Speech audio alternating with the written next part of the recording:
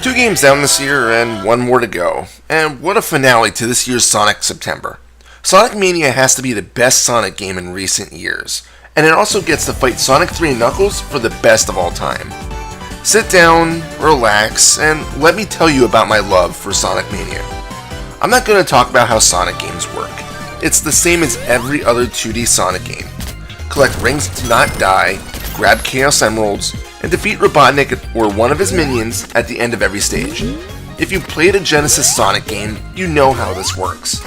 Seriously, in Sonic Mania, the formula hasn't changed. What has is the plot, sort of, the level of content, the bonus stages, and, well, the stages themselves. So, the story starts out similar enough to Sonic 3. Sonic and Tails are traveling to Angel Island and run into Robotnik lifting out a massive emerald. Turns out this causes rifts in time, sending Sonic and team back to previously completed levels in the past games. Sonic and crew must clear these and additional stages in hopes of collecting enough Chaos Emeralds to stop Robotnik once and for all. Okay, so maybe that doesn't really veer too far off the story path that Sonic games typically have. So I hear you asking, why is this game praised so damn much? Well, maybe because the developers didn't try to reinvent the wheel. They gave us all what we wanted. More of the same. See, Sonic has his normal speed. The ring system hasn't changed. But to help add to the overall feel of the game, he has essentially combined all three, or four depending on how you count the Knuckles card, Genesis games together. For example, there are 4 shield types you can get. You get the basic, run-of-the-mill shield that was featured in Sonic 1 and 2. But there's also the bubble, fire, and lightning shields from Sonic 3. There's also new subtle changes on how these work that let you interact with the environment in different ways. For example, remember the rotating log with spikes in Green Hill Zone? Try running across it with a fire shield and see what happens. And in Flying Battery, having that lightning shield will pull you towards some of the magnets that will pull up these spiked balls. Pretty neat attention to detail. There's really only one new power-up in the form of a grayish-blue ring.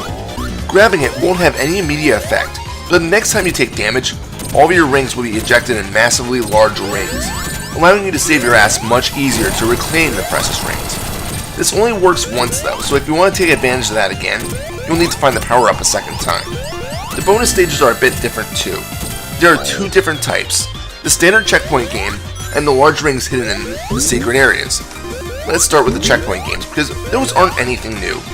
It's the Blue Sphere minigame that we all love from Sonic 3. These are only here for completion's sake, as they simply unlock bonus things like debug mode, sound test, and the ability to play the Blue Sphere game at any time on the menu. What's nice is that there are some of these Blue Spheres from previous Sonic games to give you a feel on how it works if you haven't played them before. But then there's some new ones from the developers that only the hardcore experts should attempt. If you clear one of these stages by getting all the Blue Spheres, you'll get a silver medal. But if you can clear it while also grabbing all the possible rings, you'll get a gold. I'll jump back to this a bit later, as in the original game there is no other reason other than a trophy to get all golds. But before I move on, I do want to mention that I felt a bit of input lag in these sections compared to the original games. I just played Sonic 3 and Knuckles to completion recently, and I didn't recall this lag. So I'm not sure if this is a programming thing or what, but I swear that in order to turn Sonic Mania, you had to press a direction a split second before you actually wanted Sonic to turn. I've lost many of these due to small issue. But let's move on to the secret ring minigame. To find these, just like the original Blue Sphere in Sonic 3, you have to run around and leap into walls everywhere to find hidden areas containing rings. Find one, and you'll be warped into a Sonic CD UFO-like minigame. Here you're on a track following a UFO carrying a Chaos Emerald. The goal is to run flawlessly enough to catch up and grab the emerald. To do this, you want to collect Blue Spheres. Once you fill up the meter at the top, Sonic's speed will increase up to level 3. If you fill up the meter again while at max speed, Sonic will get a small boost. There are also rings which act as a timer. If you hit an obstacle, you'll lose a few rings. Blue Spheres will regenerate after every lap, while rings do not, so there is a limited amount of time that you have to catch up to the emerald. There's also a few pitfalls, both in the middle of the track and also on sides of the track that don't have guardrails. If you fall, the game is over and you'll have to try again. These races are fun but can be pretty challenging the first time you attempt each track.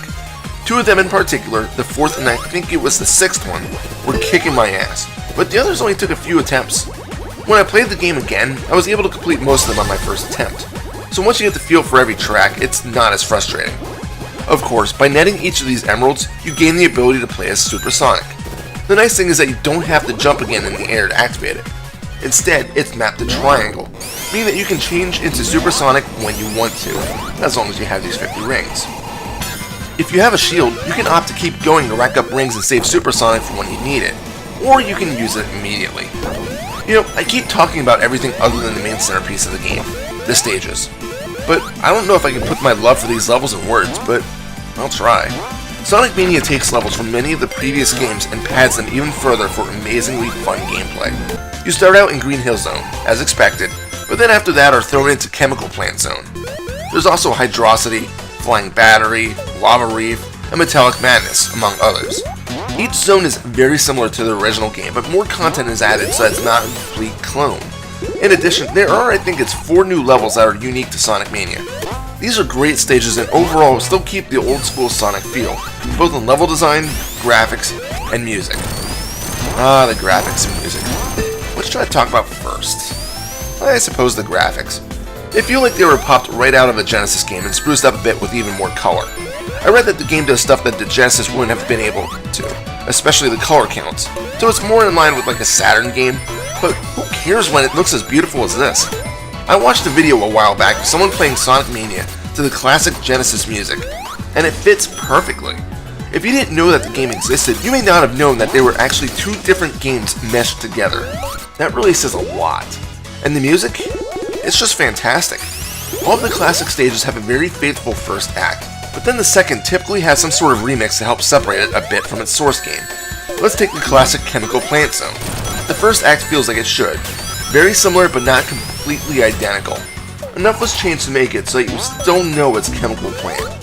But when you go to Act 2, although keeping the same general theme, it's much, much different. It's not bad in any way, but it's definitely a bit varied. My favorite theme is actually one of the new stages, and it's only when you play as Sonic. It's the Mirage Saloon Zone, and it's apparently based off of a ditched level in Sonic 2. The music?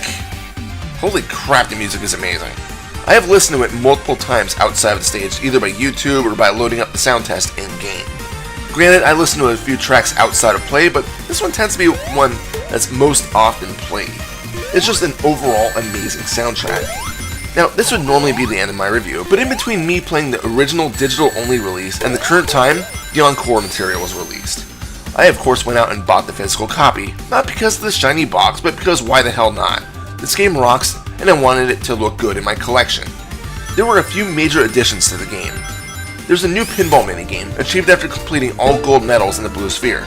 It's a very simple to learn game where it's incredibly easy to rack up lives and shields, making the game even easier than before. Sonic, Tails, and Knuckles are no longer the only playable characters. You can now play as Ray and Mighty.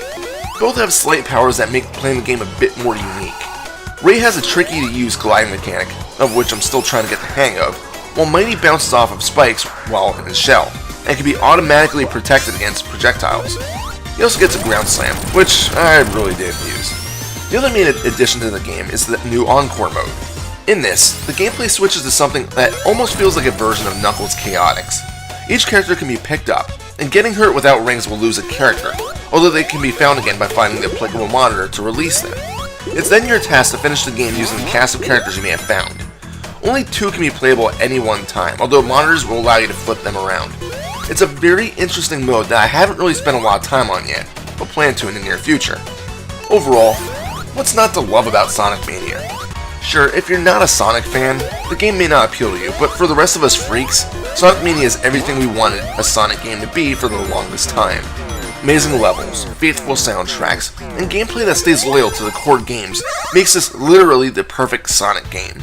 Plus, there's plenty of interesting bits thrown in to make us retro Sonic enthusiasts giddy. Typically being the boss battles like the one where you battle Robotnik in a round of Mean Bean Machine, or the one in Hydrocity where you're piloting that craft and have to suck Robotnik into the fan. It's a fantastic game that must be played if you even remotely enjoy the Sonic franchise. I really hope that the team behind this either comes out with more DLC or Sonic Mania 2, but if that's the case, I would really enjoy more unique stages that we haven't seen before. But guys, keep it coming, because I'm not alone when I say I want more. Final score? 10 out of 10. This is Reaper. Happy fragging.